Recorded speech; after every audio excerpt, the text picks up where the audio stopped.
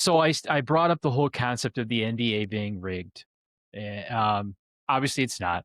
It's not scripted. Sports aren't scripted. However, though, let's be honest, guys, they're heavily guided. What you're seeing with the Chauncey Billups, the Terry Rozier, the gambling scandal in the NBA, it's nothing more than hypocrisy at its finest, right? We know these athletes are and have been, and we don't have to get into the moral argument of should they at that moment have done this, but have manipulated games since the 1919 World Series. It's no surprise, right? It's just us as fans, we need to really table our expectations. So if you're a former wrestling fan, think of 90s wrestling, right?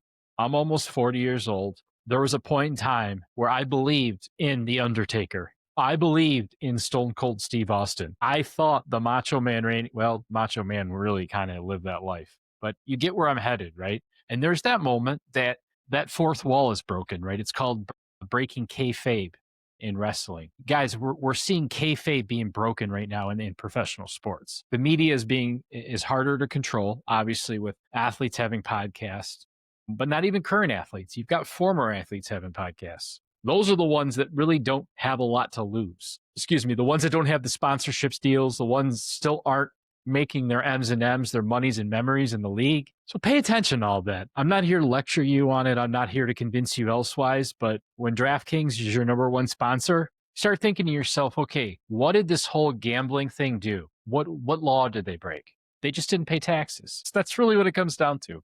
So not going to get into that too much, but think about that, right? You guys, all kidding aside, I don't blame some of these athletes, right? For skewing the game in their situation. I blame the league for allowing it to happen. I blame guys like David Stern, who looks like a mob boss now, right? He looks like he was one of those old school Sicilian mob bosses where he just looked like a sweet old man, but deep down inside he controlled the hearts and pockets of everybody. Because David Stern, man, he navigated the 90s pretty well with all the gambling and the Michael Jordan and all that stuff, right? But Adam Silver, who are you? If the league is ran by elitist aliens, what kind of alien are you, brother? Because you don't seem to have a control over your NBA. There are now script writers that have been leaking things out, and this whole gambling thing is a total distraction. You're serving up Chauncey Billups. Come on now. So, anyways, I said I wasn't going to talk about it, then I talked about it, but food for thought. But really, the big conversation